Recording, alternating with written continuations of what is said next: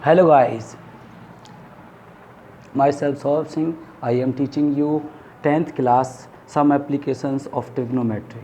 Hare Krishna guys, you are most welcome. Please subscribe my channel. Subscribe करें, like की घंटी को bell को क्लिक करें और लाइक करें. गाइस मैं एसएससी आपको टीच करूँगा. अभी मैं 10th क्लास की जो एप्लीकेशंस है हाइट एंड डिस्टेंस चैप्टर, उस चैप्टर को मैं इसलिए स्टार्ट कर रहा हूँ कि उसी का यूज आपके एसएससी में आता है और मैं स्टार्टिंग से बेस लेवल से मीडियम लेवल से एडवांस लेवल तक लेके जाऊँगा क्वेश्चंस जो एसएससी सीजीएल में अप टू हायर लेवल तक आए हैं.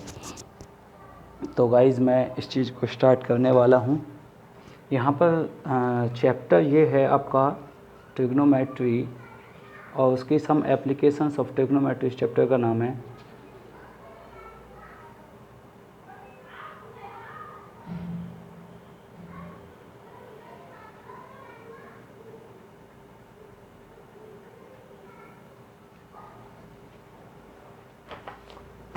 इसकी कुछ यूजेज होंगे.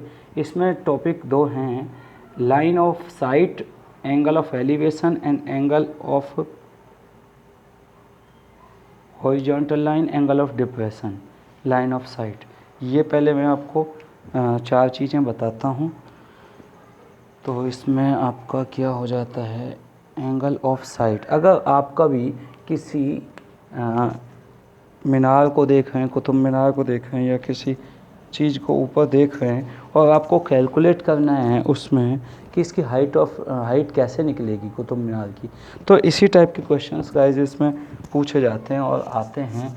जैसे किसी पॉइंट पर आप खड़े हुए हैं और उस पॉइंट से आप किसी मीनार को देख रहे हैं, तो वहाँ पर आपको देखने को मिलेगा कि जितनी भी ऊंची वो मीनार है उससे कुछ डिस्टेंस पे तो आप खड़े होंगे. तो यहाँ पे इसको बोला जाएगा line of site. This is line of site.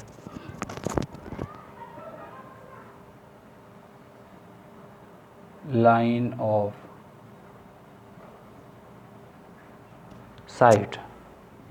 Line of site. Angle of elevation कहाँ पर बनेगा, जैसे कुतुब मीनार है, या आप देख सकते हैं कि कोई ये टेम्पल है, जैसे कि इसका मान लीजिए नाम ISKCON temple, ISKCON, ISKCON temple. और ये बहुत बड़ा टेम्पल है, इसका नाम है मायापुर. ये मायापुर में इस्कॉन टेम्पल है. गूगल पे सर्च करेंगे आपको मिल जाएगा. और इसकी हाइट आपको मेजर करनी है, तो ये इसकी हाइट कैपिटल H में हम इसको ले सकते हैं. ये आपको कैलकुलेट करनी है. लेकिन यहाँ पर जो एंगल बनेगा ये आपकी आई है. यहाँ पर आप इसको देख रहे हैं और इसको ठीक आई से आप यहाँ से ऑब्जर्व कर रहे हैं और इसको बोलेंगे angle of elevation. Let it is angle equals to theta. Theta equals to angle of elevation. Angle of elevation.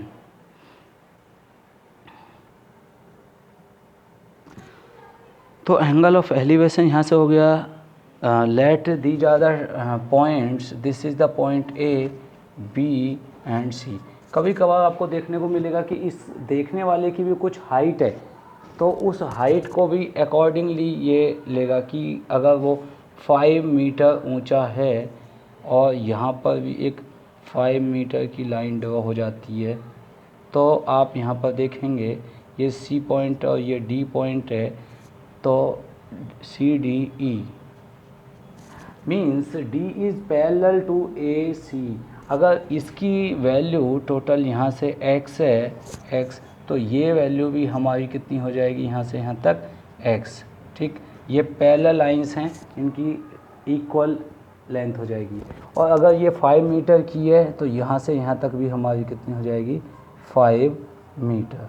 ठीक, तो कई कबार बता दिया जाता है कि ये बेस बिल्कुल एक्चुअल फाउंडेशन था और उसके ऊपर से बिल्डिंग बनी हुई थी, और ये बेस की जो फाउंडेशन है वहाँ पर आदमी खड़ा हुआ है, और इसके आई साइड से मैच कर रहा है, आई से मैच कर रहा है इसका बेस, टेम्पल का जो नीचे जो ज़मीन पर रखा हुआ बेस है वो मैच कर रहा है, और इसके बाद की फाउंडेशन की भी डेप्थ 5 मीटर, इसकी 5 मीटर गिवन होती है। तो यहाँ पे हाइट कैलकुलेट किया जाता है, एंगल पूछा जाता है। तो अभी मैंने बताया कि लाइन ऑफ साइट क्या चीज़ है जहाँ से वो देख रहे हैं, और एंगल ऑफ एलिवेशन क्या जो ऊपर की तरफ देख रहे हैं, और यहाँ से अगर कोई व्यक्ति देख रहा है तो यहाँ पर आपका हो जाता है हॉरिजेंटल लाइन, इसको बोलते हैं हॉरिजेंटल लाइन, हॉरिजेंटल लेवल, और इसको बोलते हैं angle of depression. This is called angle of depression. ये हॉरिजेंटल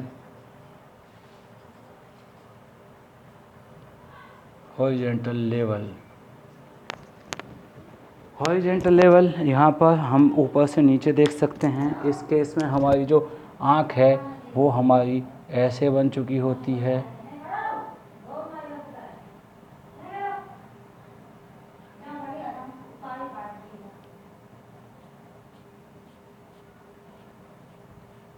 ठीक आई यहाँ पे लगी हुई होती है, यहाँ से देख रहे होते हैं।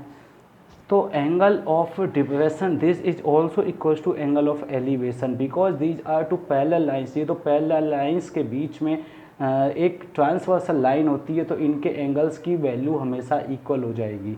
ठीक है, तो ये दोनों angle of elevation, angle of depression भी हमेशा इक्वल होते हैं। तो इस टाइप के क्वेश्चन से, इस टाइप के चैप्टर से हम मेजर कर सकते हैं। एक माउंट एवरेस्ट है, उसकी हाइट मेजर करनी है, ट्री की हाइट मेजर करनी है, तो आपको बस एंगल पता होनी चाहिए और किसी एक साइड पता होनी चाहिए कि बेस से उस ट्री की जड़ तक कितनी लेंथ है, या माउंट एवरेस्ट की बिल्कुल पीक पॉइंट से नीचे तक उसकी डेप्थ तक कितना डिस्टेंस है। कोई भी एक साइड हमको पता होगी तो हम कुतुब मीनार की भी हाइट मेजर कर सकते हैं और इस्कॉन टेम्पल की भी हाइट मेजर कर सकते हैं। ठीक है गाइस, तो हम यहाँ पर एंगल कैसे निकालते हैं इस टाइप के क्वेश्चंस पे हम कुछ आगे चलते हैं और इसकी चर्चा करते हैं।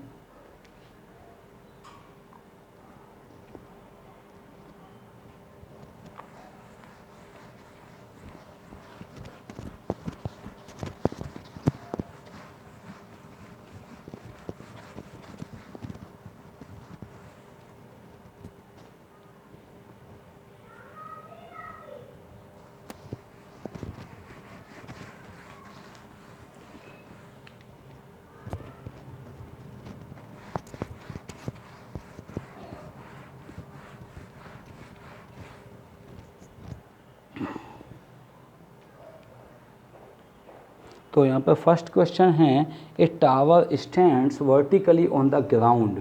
एक टावर है, ये आपकी एनसीईआरटी की बुक है 10th क्लास की और मैथमेटिक्स की, ये आप देख सकते हैं।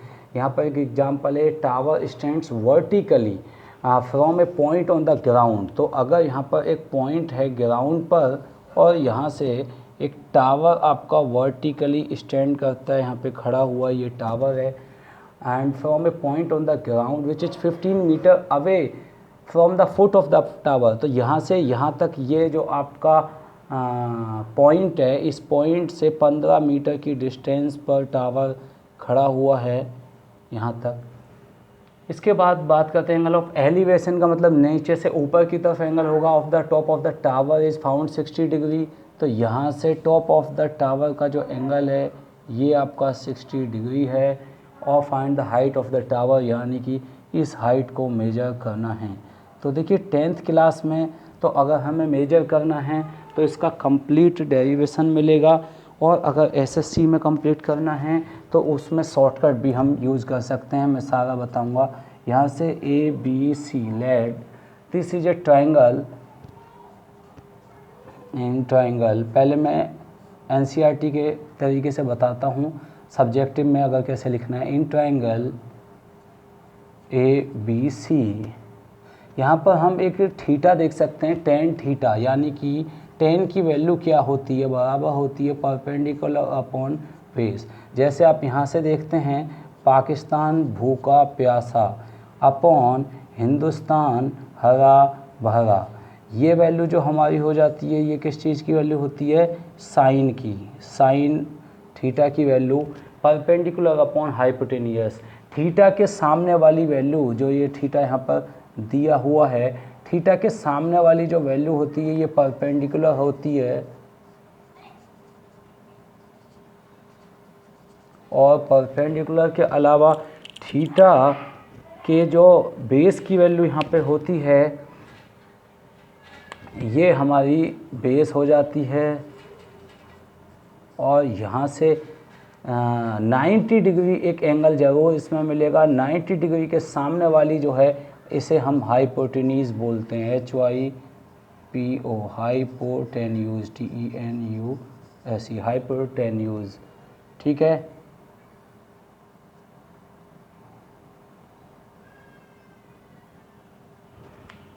तो इसको H के नाम से भी जानते हैं, हाइपोटेन्यूज को, H को। तो इस तरीके से हम इसको देख सकते हैं गाइस। तो हमारी P अपॉन H यानी कि परपेंडिकुलर कहाँ पर है, ये परपेंडिकुलर P है, P upon H। Sine theta की अगर वैल्यू कैलकुलेट करनी हो तो सामने थीटा के परपेंडिकुलर अपॉन हाइपोटेन्यूज पे वैल्यूज़ हम पुट करेंगे और आंसर आ जाएगा।